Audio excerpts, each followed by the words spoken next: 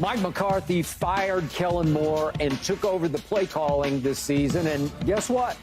Cowboys led the NFL in scoring, 29.9 points a game. Let's call it 30, just as they led it with Kellen Moore calling plays in 2021.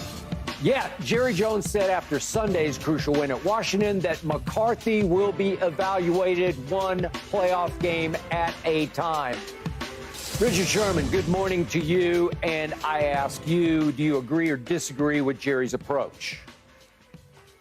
Well, I guess I disagree with the assessment, but this is Jerry Jones. This is how it's been. This is where he stood during training camp. This is where he stood in the offseason.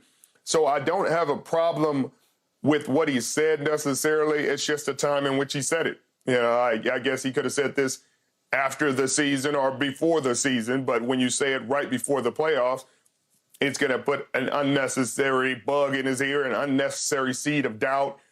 It may affect decisions that he makes throughout these games because he feel like he's coaching for his life. And if you looked at the team and you looked at Dak Prescott and you listened to how he's speaking about McCarthy and you listen to CeeDee Lamb and you see CeeDee Lamb and the resurgence in the unbelievable season that he's had, number one in a number of categories, and you tell me, hey, none of that matters if you don't get us to the Super Bowl or an NFC Championship game, you're fired either way. That seems like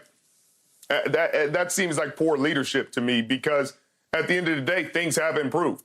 Things have improved. This offense has Dak Prescott. He's playing some of his best football of his career. The team overall is playing fantastic football. It seems like everything's trending in the right direction. They're the number 2 seed in the NFC. They'll have 2 home games if they make it as far as they need to make it.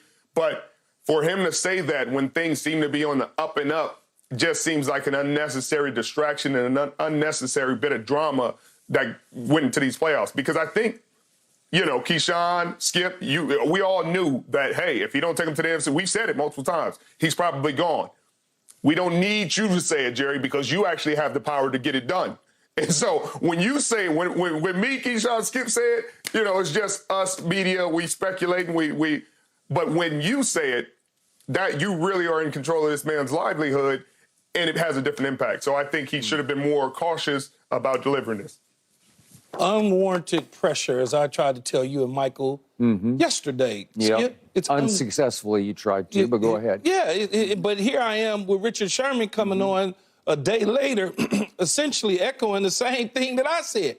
Yeah. Why would you apply this type of pressure at the start of the playoffs where a coach now is going to be coaching scared and trying to figure out if he's making the right or the wrong calls in certain situations?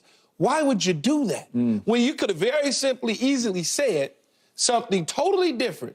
If that question was posed, he could have simply just said, we're happy to have the number 2 seed right now. I can't wait to play the Green Bay Packers, and then we're going to move on from there, and hopefully we get another opponent a week later. Just say those things. You don't need to say you're going to evaluate him game to game as time goes on. So every single game, when Mike McCarthy comes out of the locker room, onto the field, doing the pregame, he's going to be sitting around on that bench. You know how they sit on the benches, Sherman, they get to thinking doing pregame? He's going to be sitting there thinking, this might be my last game. This might actually be my last game. Good, I hope he's really going to sit there with his play call sheet thinking about, damn, this might be my last game. And so now you dive into the game, right? And as I tried to explain to you and Michael yesterday, all of a sudden, do I take the 3 or do I try to go for it on 4th and 2? Well, if I go for it on 4th and 2 and I don't get it, well, if I kick the field goal and we down still, you don't do that to coaches, man. You just don't. I'm sorry. I understand you want it a certain way because you're a Cowboy fan. Yeah. But you don't do that, Skip. And I understand. You want them to lose, and that's okay. I don't want them to lose. I don't care. Keyshawn, I've been hearing those kind of things that you wanted Jerry to say for 28 long years. There has been no accountability in this franchise. There's been no urgency in this franchise. There's no fear factor in that locker room or in those coaches' offices of If you don't get this done, heads will roll. You don't think he know that? You don't think Mike McCarthy and his staff already know if we don't go to the NFC Championship game, at least some of us are going to be replaced? All Jerry has ever said for 28 years is it's going to be okay, and I love Mike, and he can be here as long as he wants to be. I don't want to hear any of that anymore.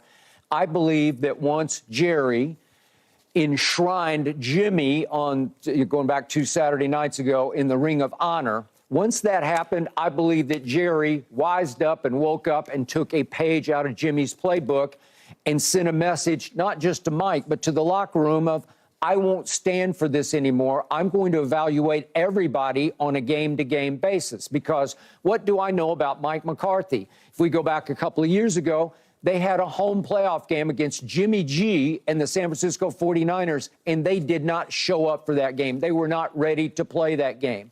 I also know they went out to San Francisco a year ago, and they lost a playoff game that the team played fairly well in and the quarterback played very poorly in, and they lost 19-12. All I know about this year is if you look closely, and I've had to take your guys' verbal abuse about all these games I'm about to mention, they went to Arizona and laid the biggest egg of the year, and it was embarrassing and humiliating. Then they went to San Francisco and got annihilated and humiliated 42-10. And they went to Buffalo and got literally run off the football field. And they went to Miami and lost, and they came home and they lost to Detroit. They lost the football game until the referee screwed up and took them off the hook. That's what I've been seeing.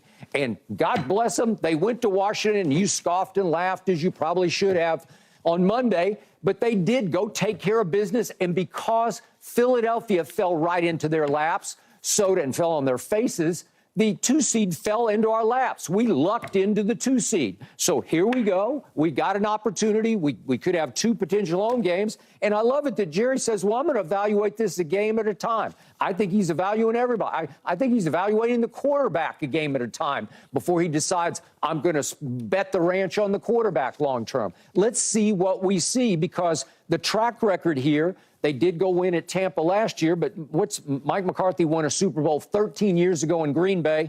And then what exactly has he done since then? Not all that much. You just won a division. Yeah. Not only did we not not just back into it. It doesn't matter. You won it, though, Skip. Yeah. You won the division. You're the number 2 seed. Like Richard said, you got a chance to have 2 home playoff games. Yeah. And maybe, just maybe, something happens in San Francisco along the way, and maybe you get the NFC Championship game in Dallas. Who knows? Okay. But you can't sit here and try and tell me that applying this type of pressure to a coach, not in the middle of the year, not at the beginning of the season, not coming out of training camp, but right before you have a playoff game, you now are going to tell the world you're evaluating him on a game-by-game basis as if he just didn't win the division, and have the 2nd seed. Are you crazy? And he had the number 1 offense. No, he's finally smart. Finally, after all these years. He's young, 28 years. You can't do that. I don't get it. And 28 years is a long time, Skip. But what in these 28 years has shown you that fear is the great motivator? What have these other owners done that has shown you, hey, Richard, they're going to tell their coach before the playoffs? No. Richard, I covered Tom Landry's Dallas Cowboys for years and years. What you I covered Jimmy Johnson's Dallas Cowboys for years and years, and they motivated by fear. The players walked into those locker rooms and they were scared to death of Tom Landry and Jimmy Johnson. Trust me, I can tell you about good fear, a lot of stuff that was happening 30 years ago that cannot happen right now, Skip. Yeah, I hear you. A lot of people experienced a lot of stuff 30 years ago, 40 years ago, 50 years ago. I tell you, color my skin, Skip, it was a whole different conversation, so I don't care. So it's a different day and age. It's a different day and age, and you have to evolve. If you're telling me, hey, how it was say it's okay. 30 years ago, I need to go back to that way. That's Tom Landry and those guys could not coach during this time. It's a different time, Skip. No, it's not. It's not. The last 5 Super Bowls, Skip, take me through those coaches. Take me through that ownership. Tell me how they motivated. Did they scare them? Did they tell them, hey, you don't win these playoff games? Did Clark Hunt say that to Andy Reid? You think that's how he's talking to him? I guarantee you he's not. No. I don't think that's how he's doing it. I don't think the Glazers said that to Bruce Arians when Tom and those boys that made a run. I don't think they really did it like that. I don't think Stan Kroenke really motivated like that. I think they just let their coaching staff do what they do, and then they make decisions behind closed doors if things aren't the way they need it to be. And I understand what you're saying, Skip, about the past, the 28 years and the ghost and all of those sort of things. You can coach players hard to this. There's still hard coaching in going on in the National Football League. Everything is not a country club. But here's what I would say. When you say he's talking to the players as well as the coaching staff, well, I can tell you right now, he ain't talking to Dak Prescott because you got to pay him. So he ain't talking to CeeDee Lamb because you got to pay him. He ain't talking to Micah Parsons because he got to pay him. He ain't talking to Lawrence because Lawrence is under contract and he's there and he's been playing well. Okay? So he's only talking to Mike McCarthy. He's not talking to his core group of guys. Jones sending that type of message does not affect the players. What it will affect is how coaches coach. When you're coaching so tight that you can't shoot a BB out of it, that's a real problem. That's just the reality of it. And I believe that he has put undue stress and pressure on this man. No, he has. There's no need to do that. He's already coaching the Cowboys. You keep mentioning 28 years and 1996 Super Bowl in Arizona.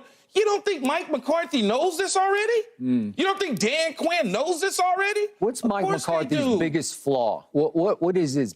Well, y'all say clock management. I don't know what his biggest flaw is now because it changes. Motivation. Skip says motivation. Getting team ready to play. Just having them ready to play. There's no strong leadership in that locker room. I do not think my quarterback is what I call a strong leader. I watched people condemn Tony Dungy because he was a soft, quiet leader. Yeah, but who do you have in the locker room? But I understand that he had certain guys in the locker room, but I'm talking about the coaching standpoint. I watch people say,